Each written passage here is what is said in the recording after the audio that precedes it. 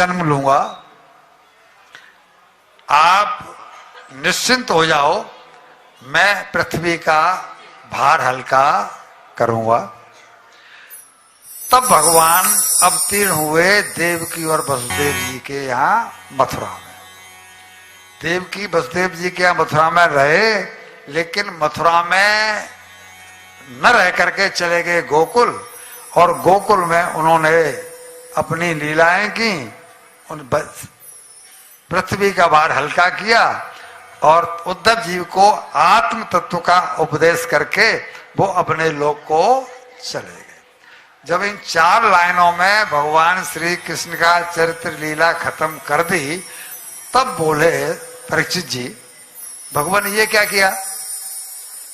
आपने तो मेरे इष्ट हैं भगवान कृष्ण, मैंने उनका दर्शन मां के गर्भ में ही कर लिया था, उनसे मेरी विशेष प्रियता है, उनकी तो पूरी लीलाओं को सुनाओ, पूरे चरित्रों को सुनाओ कि उन्होंने क्या क्या किया, कैसे कैसे किया, क्योंकि वो रस से मुझे वंचित मत करो।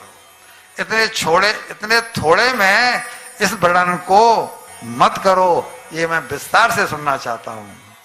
तो वे विस्तार करते हुए बोले कि एक बार राजाओं से दुखी, जैसा कि मैंने आपको सुनाया, ये सब करते हुए वो बोले कि जब ये सब हो रहा था तभी आकाशवाणी से ब्रह्मा जी ने सुना जो मैंने आपको सुनाया, और ब्रह्मा जी ने सबको बता दिया कि भगवान की लीला में सहभागी बनने के लिए जिन जिन देवताओं को आगे आना है वो जाकर के ब्रज में जन्म ले लें, और जिन जिन देवियों को भगवान की लीला में पाठ निभाना है वो भी सब राधा रानी के सहयोग करने के लिए, राधा रानी की सखिया मंजरी बनने के लिए वे भी सब जाकर के ब्रज में जन्म ले लें। तो यहाँ एक बात क्लियर हो गई कि नहीं हो गई? मैं आपका ध्यान एडवांस में खींच रहा हूं, क्योंकि कल से हम प्रवेश करेंगे तो गोपियों का प्रसंग आने लगेगा। वहां भगवान ने गोपियों को छेड़ा है, उनकी मटकी फोड़ी है, उनका दही चुराया है, उनका माखन चुराया है।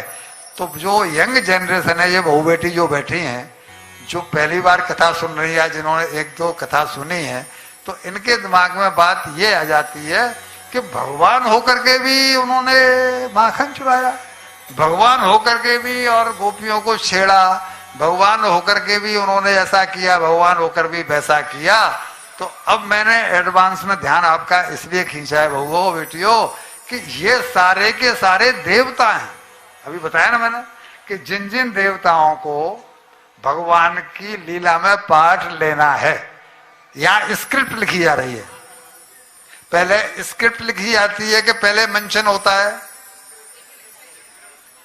ये स्क्रिप्ट लिखी जा रही है कि जिस जिस लीला में शामिल होना है, तो कलाकारों का चयन हुआ, कलाकारों का चयन हुआ, तो जिस जिसको भगवान की लीला में शामिल होना है वो देवियां वो राधा रानी की सेवा में पहुंच जाए, उनकी सखियां बन जाए, और जो देव हैं वो सब जाकर के ग्वाल वाले और गोप बन जाए। तो यहाँ क्लियर हो गया, वही सब हुआ। अब लीला को आगे बढ़ाते हैं। उधर मथुरा में कंस की जो चचेरी बहन थी देवकी, उनका विवाह हुआ सूरसेन जी से, सूरसेन जी के पुत्र वसुदेव जी से। तो कंस खुद रथ चला करके अपनी बहन को विदा करने के लिए चला।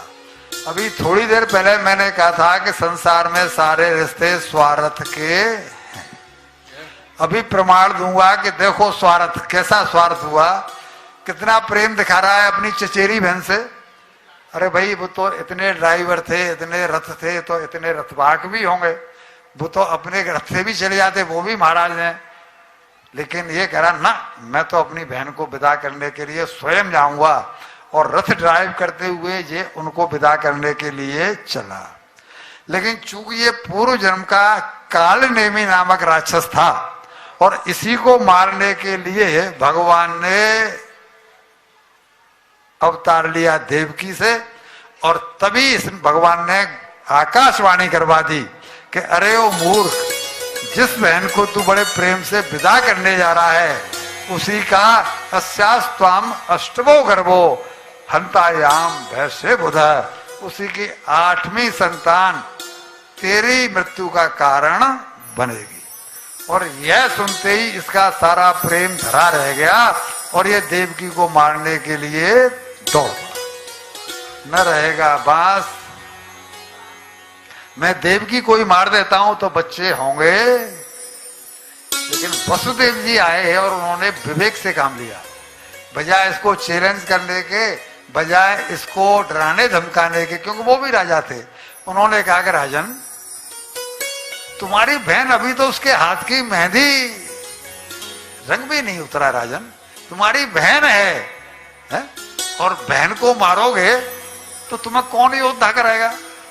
तुमको कौन योद्धा करेगा? एक अबला स्त्री पर तुम्हें हाथ उठाया तो तुमको कौन योद्धा करेगा?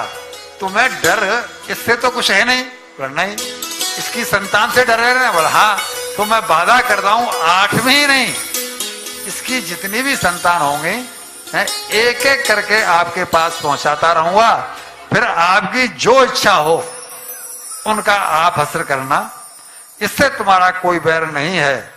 मैंने तुम्हें वादा कर दिया, तुम निश्चिंत हो जाओ।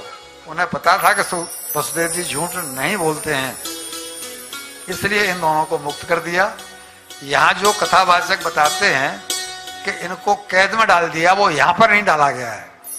यहां इनको मुक्त कर दिया कि जब कोई खतरा ही नहीं है और इन्होंने कह दिया कि भाई हम आपको वापस बच्चे देते रहेंगे, तो फिर काय के लिए इनको कैद में